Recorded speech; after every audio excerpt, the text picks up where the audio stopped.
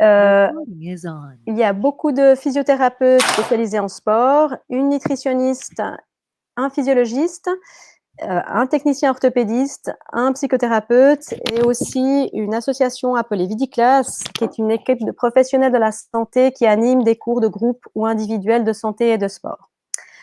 Alors aujourd'hui, nous avons un panel exclusivement féminin. Nos intervenantes aujourd'hui sont Aline, que beaucoup d'entre vous connaissent probablement déjà. Elle est physiothérapeute du sport chez nous et professeure de pilates. Oui, Salut, bonjour Aline. tout le monde. Et Simone, qui est notre nutritionniste du sport. Et moi aussi, bien bonjour à tout le monde. Et moi-même, pour ceux qui ne me connaissent pas, je m'appelle Émilie Léonard, je suis chiropraticienne spécialisée également en chiropratique du sport et je pratique à Vidimed. Alors, nous avons décidé de faire un petit bilan de la situation actuelle. Donc maintenant, nous sommes au confinement ou pseudo-confinement chez nous, plus 4 semaines. Donc le statut, c'est que nous avons tous vu notre quotidien changer drastiquement du jour au lendemain. On a les enfants à la maison, on fait du télétravail pour certains, ou d'autres sont au chômage technique, ce qui amène pas mal de soucis. Les parents ont la tâche de faire les professeurs particuliers, il faut qu'ils fassent leur télétravail, il faut qu'ils s'occupent de la maison, des repas, des courses, de divertir les enfants, de remplacer les copains, donc c'est beaucoup. On n'a plus le temps ni le droit d'aller faire du sport en salle, on n'a plus de moments pour soi quand on est parent, on n'a plus tellement le droit de sortir, on va plus au travail en voiture, en bus ou en train, on ne se lève pas pour aller à la pause café ou à la photocopieuse, on va pas chercher les enfants à l'école. En fait, on sort pas beaucoup, on sort peu et en fait, on remarque qu'on bouge beaucoup moins. Les enfants sont aussi dans le même bain, car ils bougent beaucoup moins, ils n'ont pas les récrés pour pouvoir sortir. Certains n'ont pas la chance d'avoir des jardins ou des balcons où ils peuvent aller chahuter. Et puis, eux encore, ils ne comprennent pas vraiment pourquoi ils ne peuvent pas aller jouer dehors avec leurs copains. Ils se désocialisent. Et puis, au moment justement où ils devraient avoir le plus d'activité physique, ils ne sont pas autorisés à le faire. Et puis là, pour une fois, ils sont motivés à passer du temps devant les écrans à la maison. Dans cette situation un peu particulière, on peut se sentir stressé, démotivé. Certains n'ont toujours pas trouvé leur rythme. Et puis vraiment, ce qu'on remarque, c'est que moins on fait, moins on a envie de faire. Et puis, on peut se sentir un peu submergé par la tâche qui nous arrive dessus. Alors, qu'est-ce qu'on fait? Eh ben, on en fait de moins en moins. On mange plus ou on mange mal. C'est lassant de devoir toujours cuisiner. Et c'est beaucoup plus tentant de se jeter sur les snacks, sans parler du fait que c'est un peu réconfortant dans cette période un peu anxiogène. On fait peut-être un petit peu plus d'apéro aussi, un petit verre un peu tous les soirs pour se réconforter. Du coup, tous ces éléments font qu'on dort moins bien, on est moins actif, avec la consommation peut-être augmentée d'alcool, on dort aussi moins bien, on se fatigue et de nouveau, on se démotive. Alors finalement, le but, c'est d'éviter la propagation du virus, chose que nous avons réussi à faire jusqu'à maintenant. Mais par contre, c'est l'épidémie des maux de dos et de la dyslipidémie. Pour ceux qui ne connaissent pas ce terme, ça veut dire une augmentation en fait du gras dans le sang. Donc, on a mal partout, on grossit, et puis c'est pas fait pour motiver les troupes. Bon, le tableau que je viens de vous dépeindre est loin d'être réjouissant, mais c'est pas inévitable en fait. C'est pas si difficile d'améliorer le quotidien, même avec un confinement ou un pseudo-confinement. Et puis justement, notre but aujourd'hui, c'est de vous donner quelques astuces pour ce faire. Alors, aujourd'hui, on voulait donc justement vous parler des dommages collatéraux du confinement. La première partie sera axée plutôt sur la posture, les aspects ergonomiques du travail à la maison, que ce soit du télétravail, des téléconsultations ou même des postures en fait à la cuisine ou devant la télé à faire le ménage. Et puis, moi, je vais parler plutôt des concepts théoriques et Aline va vous montrer un petit peu des exercices simples et accessibles à faire à la maison.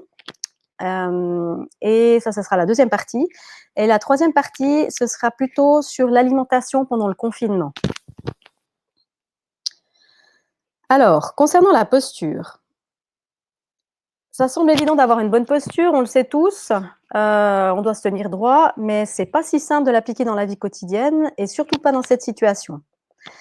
En fait, ce qu'on a observé ces dernières semaines, c'est que le confinement force donc la population à devenir sédentaire, alors que ça fait des années qu'on demande aux gens de bouger.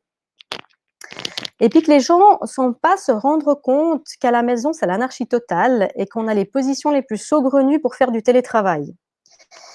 Déjà, il faut qu'on comprenne que la posture, c'est plus qu'une attitude physique, c'est également le reflet d'une attitude mentale et en retour, ça va aussi influencer notre morale. Si on se sent abattu, on a un peu tendance à se tenir dans une position un peu avachie, dans une attitude un peu en flexion, une attitude de repli. Si on se sent conquérant, qu'on vient de recevoir une augmentation ou de réussir un examen, on va plutôt se sentir confiant, on va se tenir droit, on va tenir dynamique, tonique. Quand on est justement dans une humeur un petit peu abattue, on va vraiment se tenir avachi, on respire pas bien, on a mal au dos, on a mal à la nuque. En fait, il suffit simplement de penser à essayer de se redresser tout d'un coup et là, on réalise qu'on peut déjà ouvrir les poumons et respirer et qu'accessoirement, d'amener de l'oxygène à notre cerveau, eh ben, ça va aussi permettre de mieux se sentir et d'être plus efficace pour travailler. On sait d'ailleurs que l'activité physique améliore les capacités intellectuelles en améliorant la perfusion cérébrale, donc ça amène plus de sang au cerveau, ça fait circuler le sang plus rapidement, ça permet d'avoir plus d'oxygène pour les cellules du cerveau et donc ça va permettre d'être beaucoup plus efficace que ce soit pour étudier ou que ce soit pour travailler. Il y a des études qui ont été faites depuis des années, c'est d'ailleurs pour ça qu'on met de l'activité physique dans les écoles en fait. Et puis, c'est pas nécessaire de courir un marathon tous les jours, il suffit simplement de faire 20 minutes d'activité physique modérée, que ce soit de la marche ou même que ce soit des exercices à la maison. Pendant les pauses, par exemple, quand on fait du télétravail, et ceci, ça peut s'avérer vraiment bénéfique déjà pour votre posture, pour votre corps, votre bien-être, et puis surtout pour l'efficacité. Aline pourra vous montrer tout à l'heure des exercices justement pour ce faire. Alors, quand on parle de la posture, surtout dans une situation de télétravail, c'est nécessaire de parler d'une bonne ergonomie. Les ordinateurs portables ne sont pas du tout appropriés pour travailler de longues heures. La plupart des gens sont équipés d'ordinateurs portables. On n'a pas de table appropriée, pas de chaise. En général, on n'a pas de chaise de bureau. On n'a pas non plus, ce soit des cas, souvent les gens font de la téléconsultation, ont beaucoup de téléphones, donc ils se retrouvent avec le téléphone dans la main comme ça pendant des heures et ils commencent à avoir des douleurs au niveau de la nuque, au niveau des épaules, des coudes et de la main. Certains se disent qu'ils seront plus confortables sur le canapé, donc on s'avachit un moment sur le canapé, les enfants étudient par terre ou sur le lit. Du coup, les douleurs commencent à arriver partout. Ces positions qui peuvent éventuellement passer dans la vie quotidienne quand on a une demi-heure par semaine, les jours de semaine ou éventuellement un peu plus les week-ends, ça peut encore passer, mais en fait, dans une situation comme la nôtre actuellement, c'est absolument impossible. Vous ne pouvez pas rester 4 heures dans ces positions-là. C'est des conditions qui sont absolument inadéquates et qui peuvent vraiment amener des gros problèmes de dos, des douleurs et des tensions qui peuvent s'installer. Là, ça fait 4 semaines et effectivement, on remarque que les gens commencent à arriver vraiment avec des grosses douleurs. Alors, quelques petits trucs et astuces sur la place de travail. Déjà, il faudrait choisir un endroit calme, si possible sans réverbération sur l'écran. Si on peut éviter que le chat ou le chien ou les enfants nous sautent dessus en hurlant, c'est mieux. Si c'est pas possible, on essaie de faire au mieux et surtout, on essaie de demander aux enfants de prendre part et de les faire participer aux modifications. Et on essaie peut-être d'avoir le même rythme qu'eux, c'est-à-dire d'instaurer un rythme avec des pauses régulières. Idéalement, il faudrait faire toutes les 45 minutes des mini-pauses, se lever, faire quelques étirements, le tour de la maison, aller boire un verre d'eau. Et peut-être aussi, c'est important d'organiser que chacun dans la maison ait des moments pour soi. Donc, si vous avez un petit appartement, je pense que chacun a une chambre, c'est important d'y penser et d'organiser ces moments, de les rythmer. Alors, il faut adapter la place de travail à la morphologie, à votre morphologie et pas l'inverse. C'est-à-dire que c'est pas à vous de vous affaisser sur le canapé ou de vous mettre sur la chaise haute et de vous affaisser sur la table, c'est l'inverse. Donc, normalement, il faudrait que vous puissiez être assis sur une chaise. Je vais d'ailleurs vous montrer. Je fais exprès, j'ai pas de chaise de bureau, donc vous verrez avec une chaise de cuisine. Voilà, normalement, ce qu'il faut faire, c'est s'asseoir vraiment en mettant le bassin au fond de la chaise. Ouais, vous voyez. Donc vraiment en se mettant au fond de la chaise, comme ça pose le bassin dans la bonne position. Souvent, les chaises ne sont pas du tout adéquates, il n'y a pas de support lombaire. Donc, ce qu'on peut faire, c'est prendre un coussin du salon, ça va très bien, et de le coincer derrière pour que le dos soit appuyé. Le dossier, c'est un élément ergonomique important parce que ça va vous permettre de soutenir le dos. C'est clair que vous ne pouvez pas vous tenir droit pendant 4 heures par la force de vos muscles, vous allez forcément vous avachir, d'accord? Donc, ce qu'il faut éviter, c'est ça, d'accord? Et puis, c'est aussi ça. Vous voyez, la position de la nuque, on a la tête en avant, ça pince toutes les vertèbres cervicales, ça met beaucoup de poids sur la musculature et c'est pas possible de rester quelques heures comme ça sans avoir des douleurs. Ce qu'on aimerait en fait, quand vous vous asseyez, c'est d'avoir vraiment le bassin au fond, que vous vous concentriez sur les os de l'assise. Je vais vous montrer tout à l'heure ce que c'est exactement. D'appuyer en fait vos fesses contre l'assise pour vous allonger, pour essayer d'allonger la colonne. L'idée, c'est d'essayer de vous agrandir un petit peu. Donc, c'est pour ça que c'est important que vous ayez un dossier, parce que c'est quand même un peu difficile d'être comme ça pendant des heures. Vous devriez avoir l'écran devant vous, donc pas à droite comme le mien actuellement, d'accord, ni un tout petit peu de biais, ça, c'est pas possible. Il faut qu'il soit devant vous et il faut que la distance entre vous et l'écran soit à peu près d'un bras. Et il faudrait que la partie supérieure de l'écran soit à la hauteur des yeux, soit un tout petit peu plus bas pour éviter que vous fassiez ça avec la nuque, ce qui va vous provoquer des douleurs. Donc, c'est assez facile. Tout est à 90 degrés. Les hanches sont à 90 degrés, angle droit ou un peu plus. Les pieds sont posés par terre. Donc, si votre chaise est trop haute, il vous faut un marchepied. Ça va très bien si vous avez des gros bouquins. Ça marche bien. À l'époque, on avait des bottins de téléphone, mais peut-être plus maintenant. Et puis, simplement, ce qu'il faut faire aussi, c'est mettre votre clavier 10-15 cm du bord de la table pour que vous puissiez avoir la place de mettre les poignets. Il ne faut pas avoir les poignets dans l'air, ni les coudes à cette hauteur-là. Il faut avoir les coudes décontractés, le clavier ici, et pouvoir travailler comme ça. C'est clair qu'au bout d'un moment, on va s'affaisser et c'est clair qu'au bout d'un moment, être fatigué. Donc, c'est pour ça que toutes les 45 minutes, c'est important de vous lever et de faire quelques exercices. Juste pour vous montrer exactement ce que c'est les os de l'assise, ça, c'est un bassin. Vu de profil, c'est les os des hanches et ça, c'est la colonne lombaire, d'accord? Si vous vous asseyez avec les fesses au fond de la chaise, dans cette position-là, là, vous avez la tête fémorale. Vous voyez ici, vous avez les os de l'assise, en fait, hein, et on peut bien les sentir. Si vous vous asseyez complètement affaissé, ce que vous allez faire, c'est que vous allez vous asseoir sur votre coccyx. Vous allez mettre votre colonne, en fait, en compression. Et au bout de quelques heures, vous allez comprimer vos disques et au bout d'un moment, ça va les user. Donc, ce qu'on aimerait vraiment, c'est que vous asseyez avec le coccyx un petit peu vers l'arrière et puis les os de l'assise contre la chaise.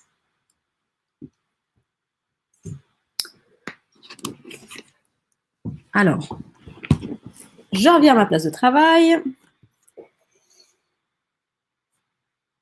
Concernant les gens qui font de la téléconsultation, à la place d'avoir un téléphone, prenez un casque ou des écouteurs, s'il vous plaît. D'ailleurs, je vais rebrancher les miens.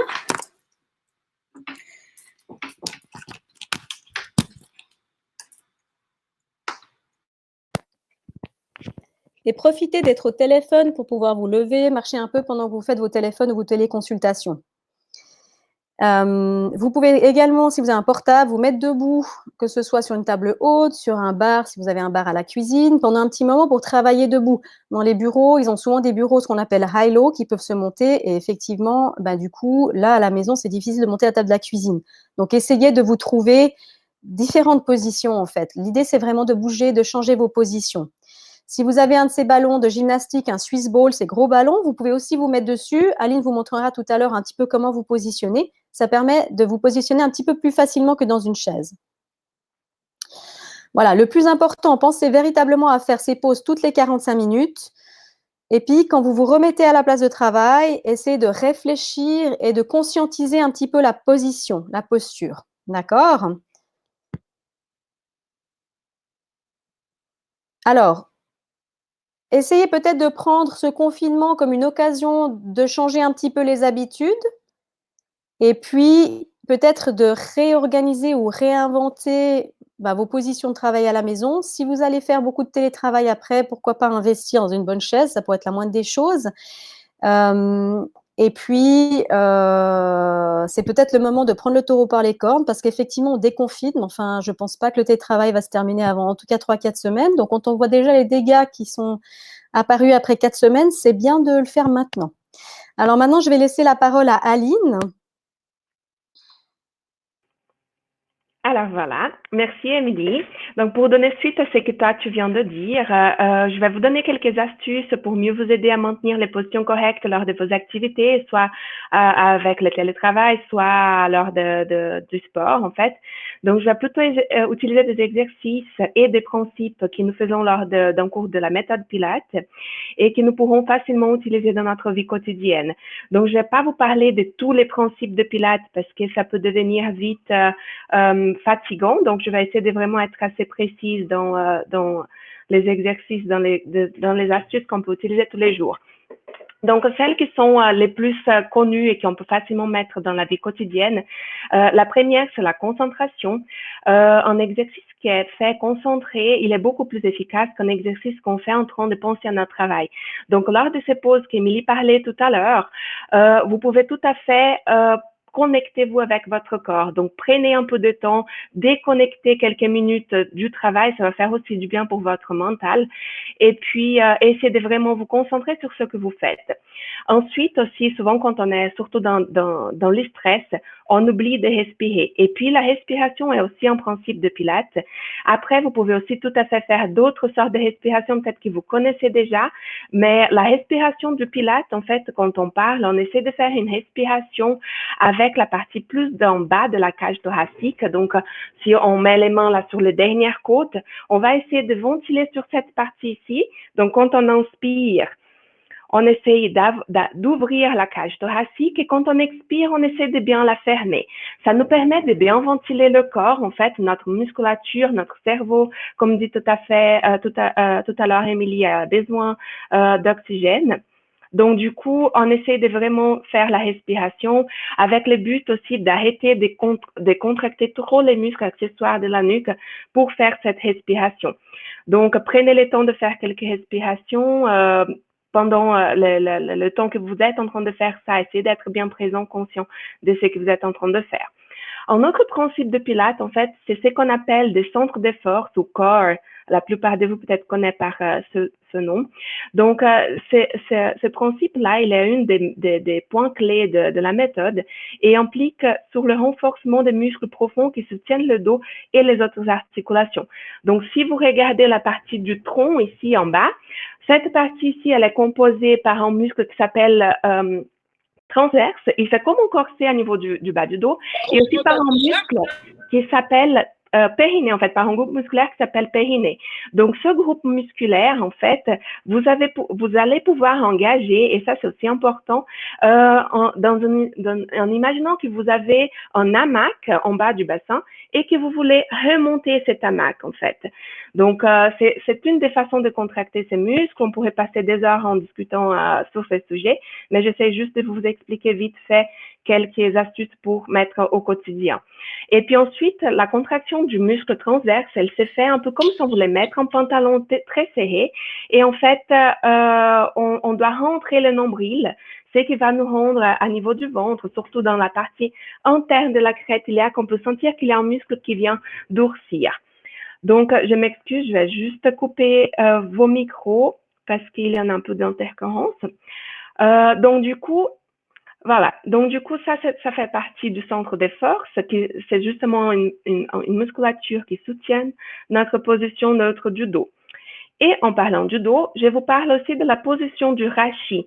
Donc, souvent les gens me questionnent comment on place le dos, est-ce qu'on met le dos complètement à plat par terre quand on fait les exercices, comment trouver cette position neutre qu'Émilie elle parlait tout à l'heure. Et puis, dans les pilates anciens, on ne travaille pas avec le dos dans une position dite neutre ou physiologique. Et aujourd'hui, on sait que c'est nécessaire, que c'est important à niveau de prévention de chercher cette position neutre et de la maintenir.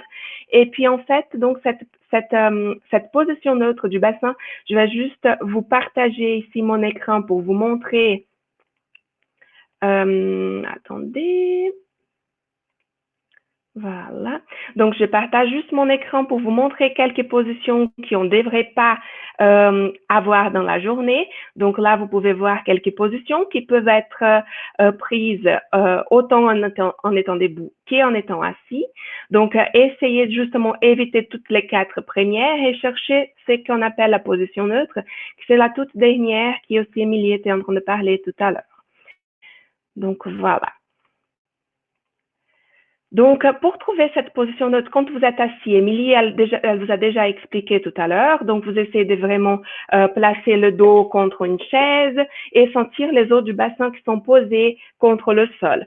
Donc, cette position neutre, en fait, quand on parle de toute la colonne, on doit avoir un petit creux qui est à niveau cervical et un petit creux qui est à niveau lombaire. À niveau de l'occiput, du thorax et du sacrum, on va avoir plutôt une position de flexion.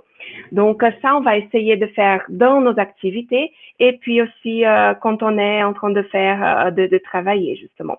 Et puis, quelque chose d'autre, un autre principe, c'est aussi très important que vous pouvez facilement le faire, c'est de penser à un fil qui vous allonge.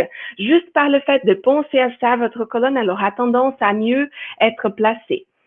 Donc, les exercices, maintenant, on va passer pour une partie un peu plus pratique.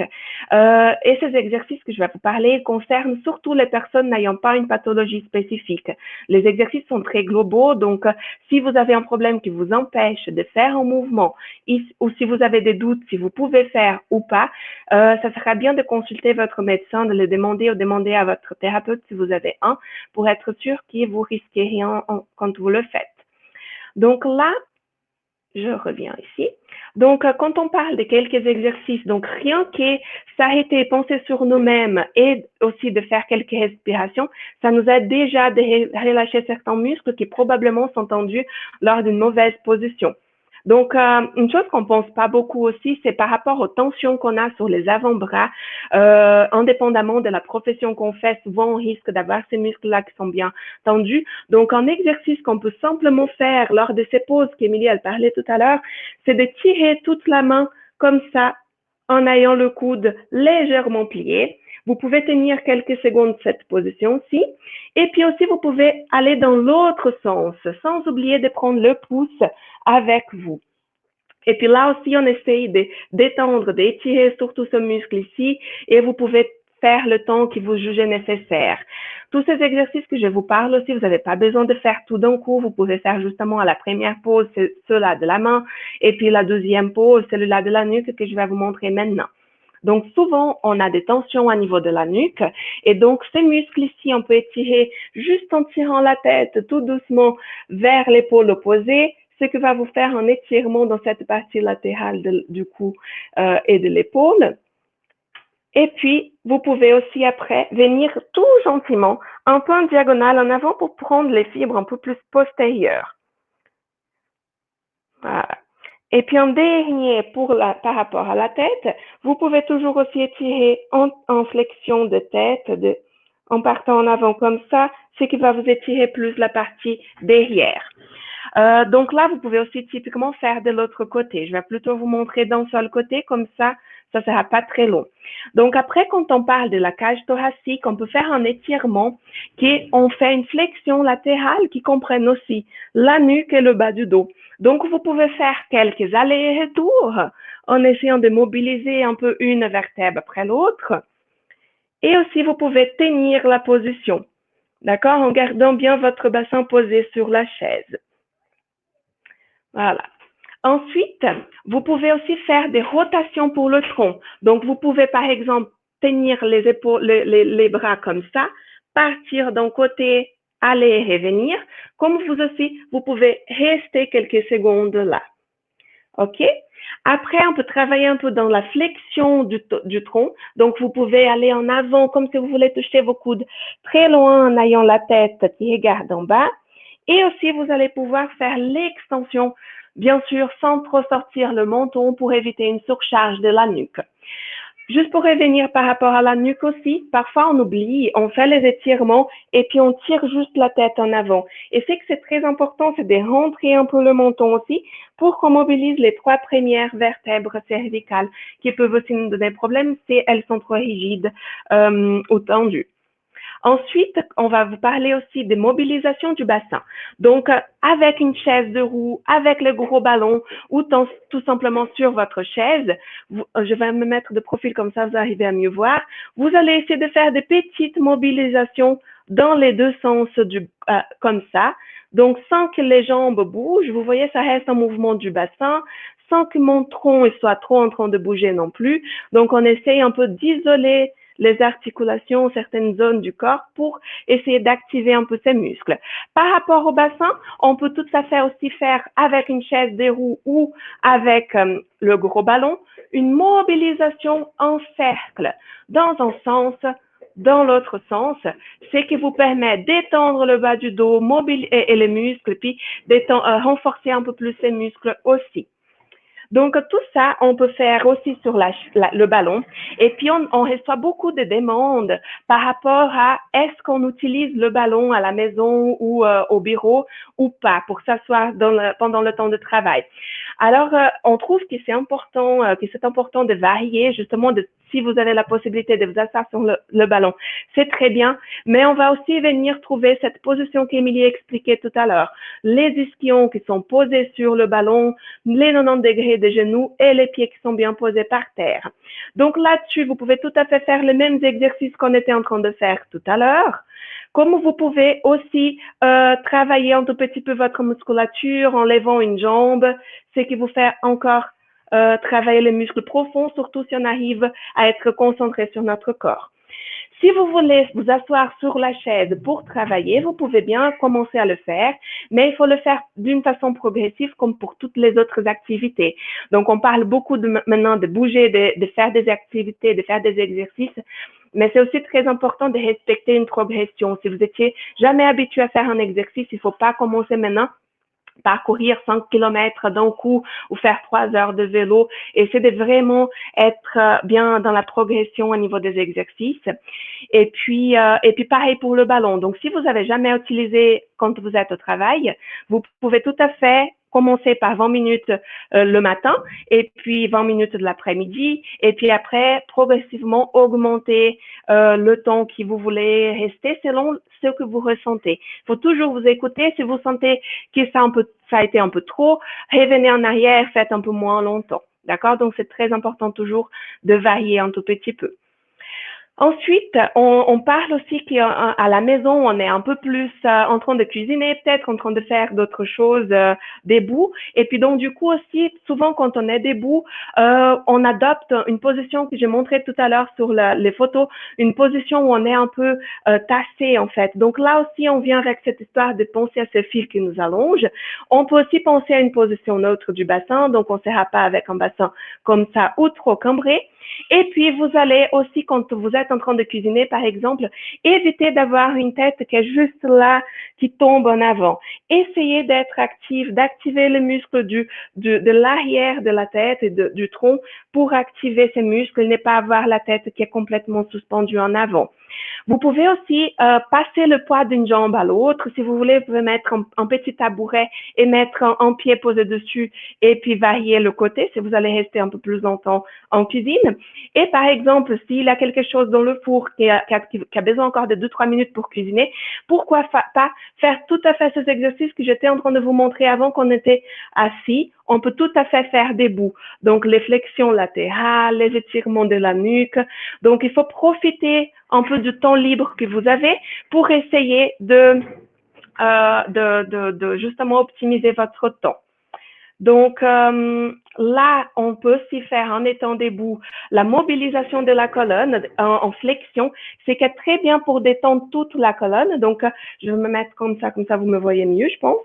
Donc, du coup, on roule la nuque, on rentre le menton et puis après, on peut aller en bas jusqu'à ce qu'il nous faut, c'est qu'on a besoin pour étirer la partie derrière des jambes, pour étirer, détendre la partie derrière du dos. Vous pouvez faire aller-retour quelquefois, comme vous pouvez aussi tenir la position en bas, mais toujours en douceur, n'allez jamais d'un coup trop fort. Un autre étirement que je voulais vous montrer aussi quand on est assis ou même debout, c'est l'étirement du pectoral en fait, de ces muscles qui sont devant ici, qui referment un peu notre thorax et avancent nos épaules en fait. Et cet étirement, vous pouvez tout simplement faire en posant une main contre le mur et puis en tournant votre tronc dans l'autre sens. Là, ce qui c'est important, c'est de ne pas avoir l'épaule qui a tout monté, c'est d'avoir une petite flexion du coude et ne pas avoir votre poignet qui est trop en flexion. Donc, vous cherchez plus une position plate du poignet pour ne pas trop mettre le nerf des membres supérieurs en tension. Là, il faut bien sentir que vous étirez ici, ça va venir aussi étirer un peu le muscle du biceps. OK? Donc, ça, c'est les étirements assis. Il y a un autre étirement aussi du psoas qu'on entend peut-être beaucoup parler, qui c'est une musculature, en fait, qui commence là, au niveau du dos, qui fait tout le tour dans le bassin, qui aussi reste très raccourci quand on passe longtemps assis. Donc, pour l'étirer, on écarte bien grand les jambes, derrière, on peut être sur la pointe, on a le même poids sur les deux jambes, et puis là, on va chercher une petite rétroversion du bassin, c'est que souvent, très vite, ça va déjà nous faire étirer ici devant. Et si vous ne sentez pas assez, vous pouvez avancer tout votre corps sans cambrer le dos. Et donc ça, c'est très important, d'accord, pour ne pas mettre le dos en charge. Pour étirer encore plus en profondeur, on peut aussi faire une petite flexion latérale. Donc de face, ça donne ça. Voilà. Ensuite, donc, on a parlé plutôt des étirements, des mobilisations qu'on peut faire dans les pauses du travail ou dans la journée comme ça. Et puis, en fait, si vous voulez, ces exercices-là, ils sont pas forcément utilisables pour un traitement.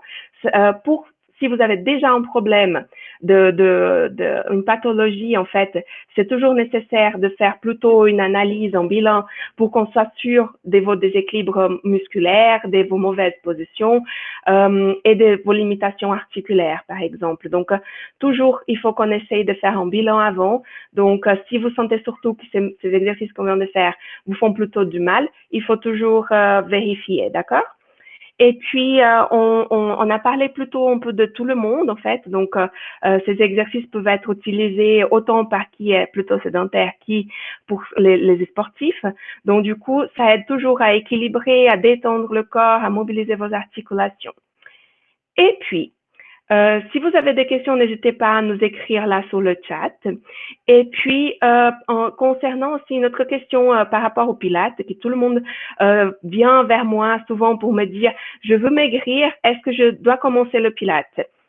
Et puis en fait, le Pilates, il sera très important, un important allié pour vous aider à améliorer votre position du corps, pour tonifier votre musculature, pour vous préparer à commencer une activité ou intensifier votre charge si vous êtes déjà un sportif.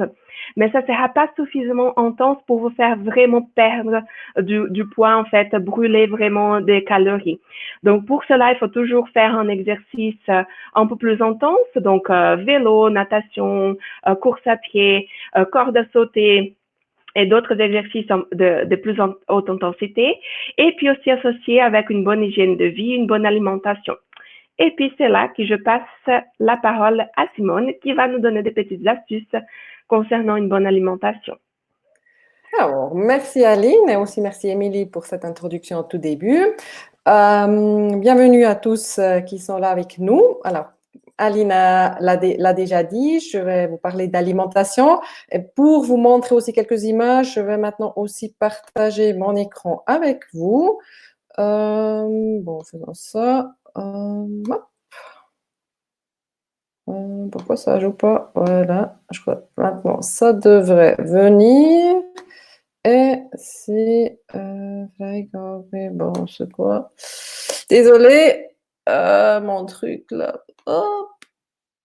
Voilà. Est-ce que c'est tout bon? J'espère.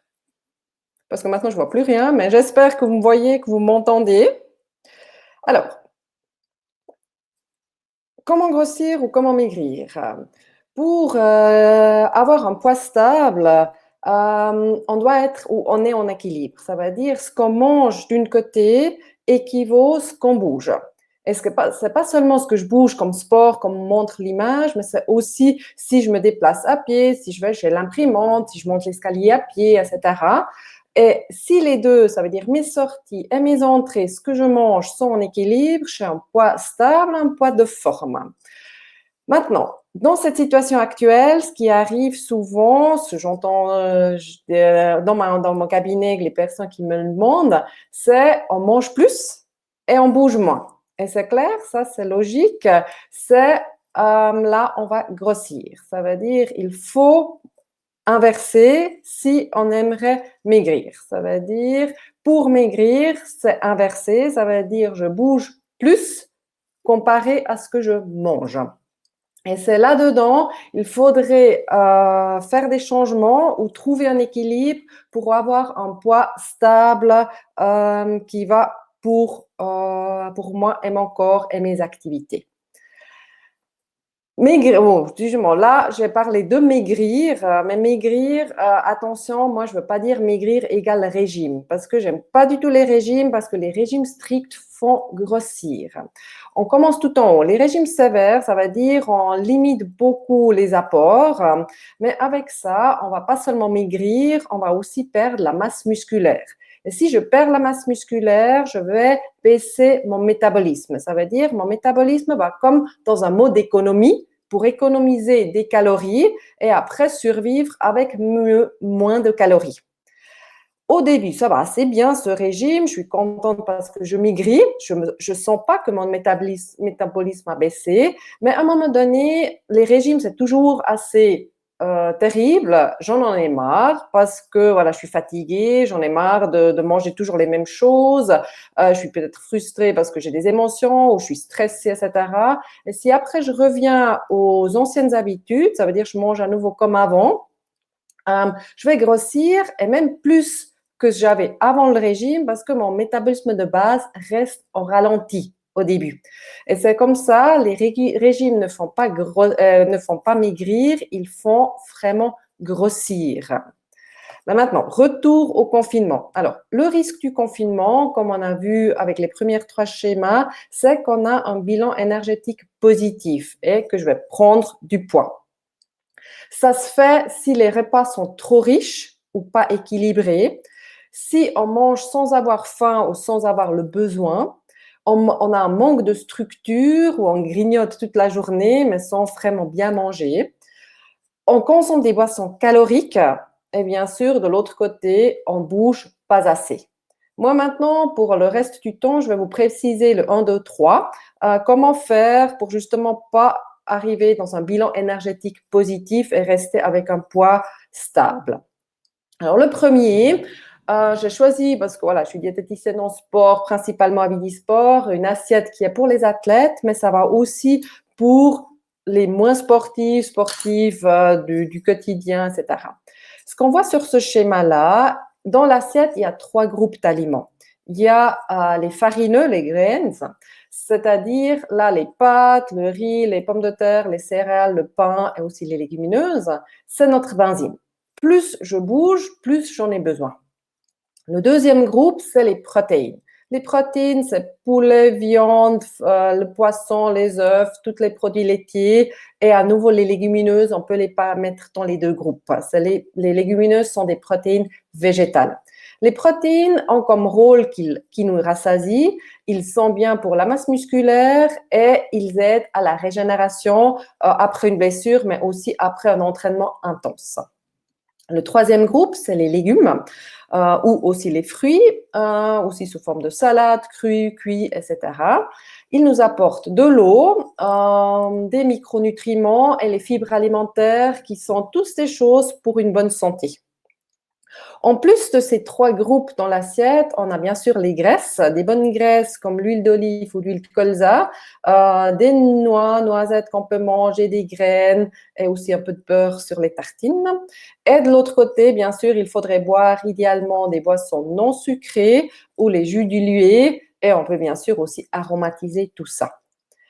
Un autre point important, là, vous voyez, c'était noté moderate training. Ça, c'est l'assiette pour quelqu'un qui fait du sport en moyenne de 60 à 90 minutes par jour. Ça veut dire c'est vraiment un sportif assez ambitionné qui devrait avoir des répartitions dans l'assiette avec un tiers des 3 farineux, protéines et végétales, les légumes, comme ça. Si maintenant, on a deux autres variantes, ça veut dire en bas à gauche, hard, ça serait pour des personnes qui s'entraînent même 2 fois par jour ou qui ont vraiment un entraînement très long ou très intense. Vous voyez la différence, c'est plus de farineux et parce que le volume d'estomac, souvent, il est limité, on n'a pas faim le double. Si on s'entraîne beaucoup plus ou plus intense, on doit réduire quelque chose et on réduit côté légumes. Le reste, voilà, un peu plus de graisse, etc. Mais on ne va pas aller trop dans les détails. On va plutôt aller easy training ou weight management. Ça veut dire si je m'entraîne seulement tranquillement ou pas du tout un jour, on change à nouveau les proportions dans l'assiette. Ça veut dire je réduis mes farineux. J'essaie de faire attention que les farineux sont complètes, qu'ils me rassasisent bien. J'augmente peut-être légèrement un peu mes protéines pour éviter de perdre la masse musculaire si je mange beaucoup moins que d'habitude. Et de l'autre côté, j'ai le salade, fruits et légumes, tout dans le repas. Ça veut dire aussi, normalement, j'ai pas besoin vraiment de collation entre les repas principaux. Ce schéma-là, il montre un peu que en famille, on peut être des non-sportifs, des sportifs d'élite et des personnes qui bougent quand même un tout petit peu. Ils peuvent tous manger le même repas. Ça veut dire, ça peut être du poulet avec des brocolis, risotto. Mais comment je me sers, comment je compose mon assiette peut varier. Et comme ça, chacun peut trouver l'assiette qui lui convient pour avoir un bon équilibre et un poids stable. Ça, pour le premier point, les repas équilibrés. Ah ouais. Bon. Idéalement, maintenant, pendant ce confinement, je pense, pour rester en équilibre, pour plutôt les personnes, parce qu'on bouge moins, c'est cette assiette-là qu'il faudrait choisir.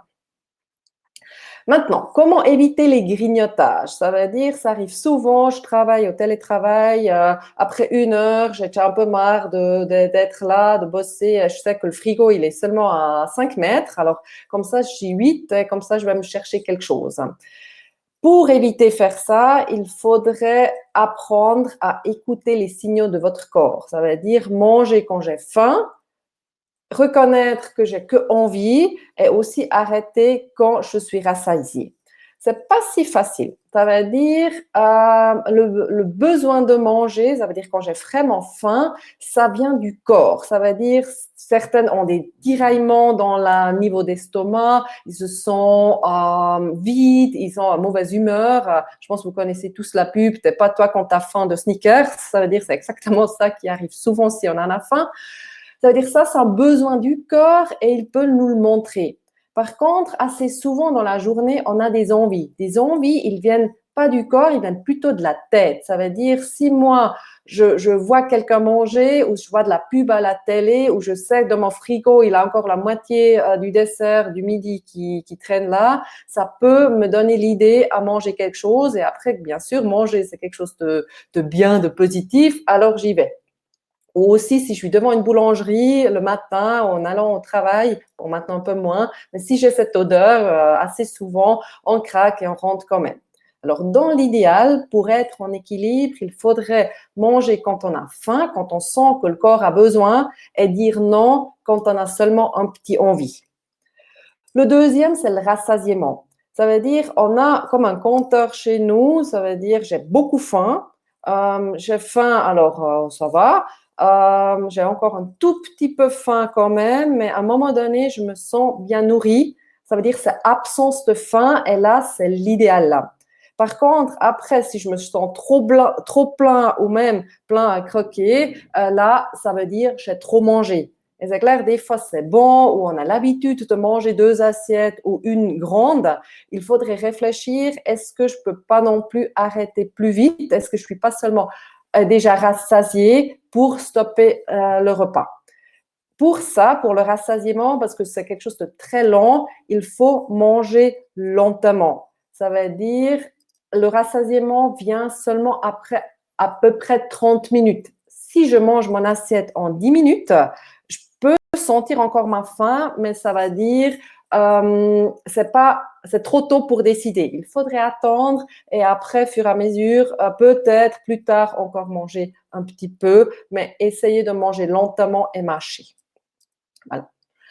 Alors, ça veut dire, si j'ai appris à manger quand j'ai faim, à arrêter quand je suis rassasiée, souvent, ça fait que je fais 2 à 3 repas. Pas obligé de faire un petit déjeuner si on n'a pas du tout faim dans la matinée. C'est aussi un peu une mauvaise pensée que certainement, il faut déjeuner. On nous a toujours dit ça. Pour certains, c'est valable, mais pas pour tous.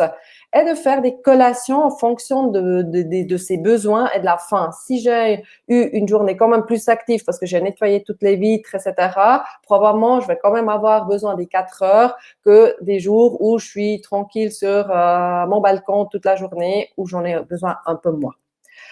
Pour ces collations, qu'est-ce que je peux manger entre les repas? Ça veut dire, des choses idéales, c'est un fruit, des noix, un produit laitier ou des crackers ou un peu de pain.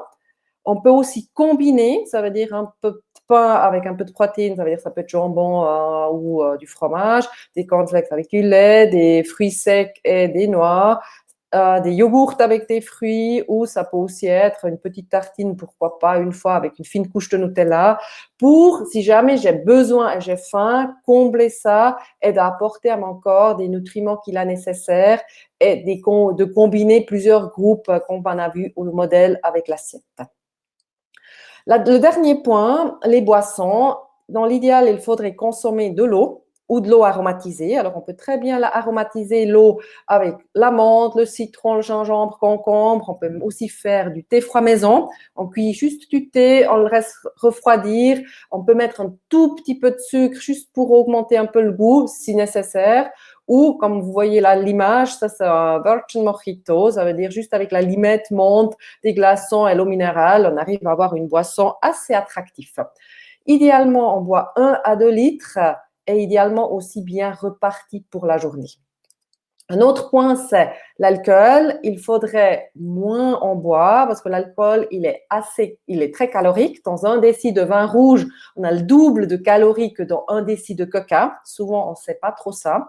L'alcool, il diminue l'oxydation de graisse. Ça veut dire, si j'ai l'idée que j'aimerais plutôt maigrir maintenant et je bois de l'alcool, c'est double négatif parce qu'il apporte beaucoup de calories et il évite que je peux brûler mes réserves qui sont stockées sous forme de graisse.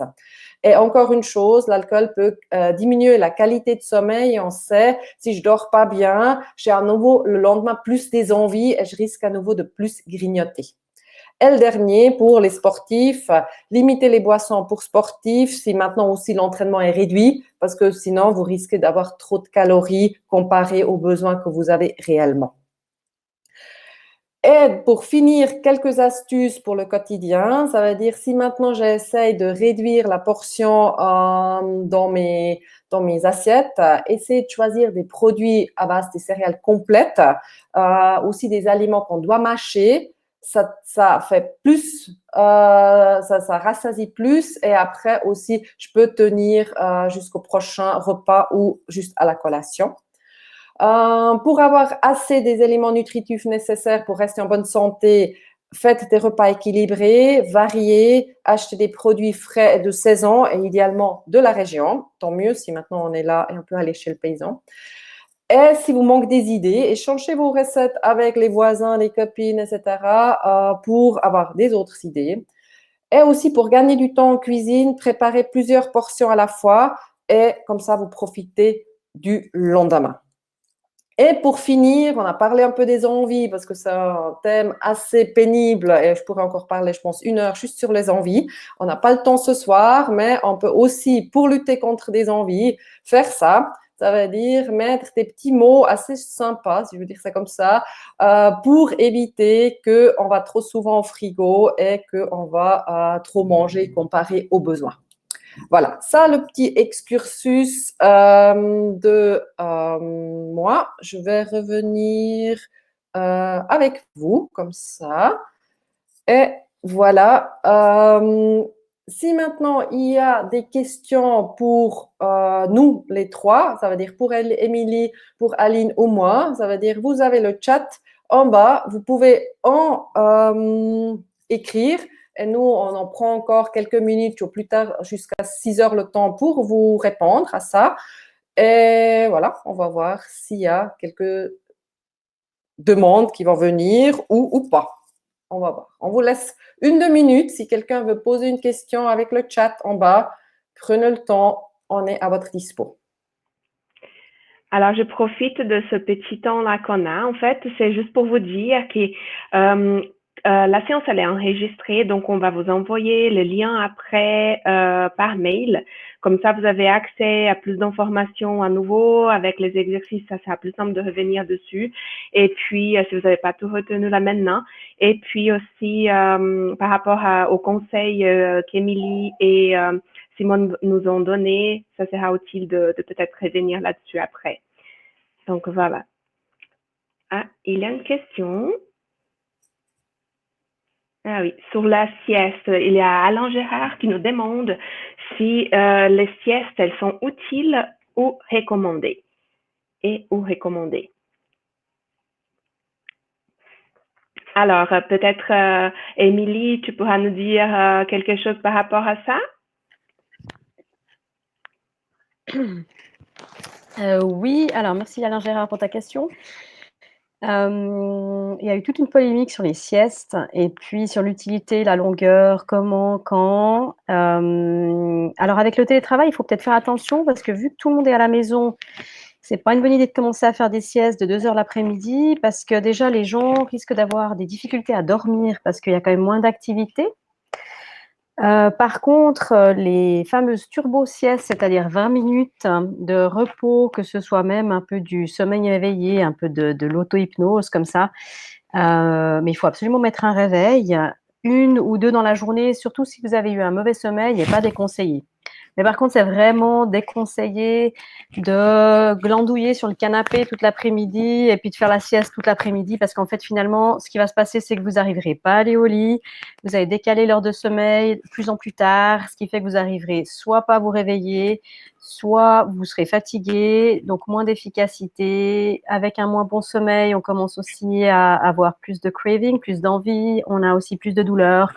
On a moins d'énergie, enfin bref. Donc voilà, les turbo-siestes, je pense que vous pouvez les faire sans autre. Il faut peut-être pas en faire 10 par jour non plus. Et puis, sinon, les grosses siestes, c'est à éviter. Voilà. Super, merci. Est-ce qu'on a encore d'autres questions?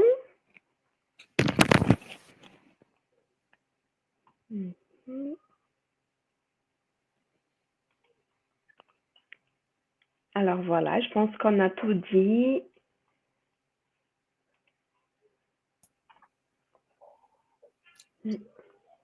Est-ce que vous m'entendez ou bien?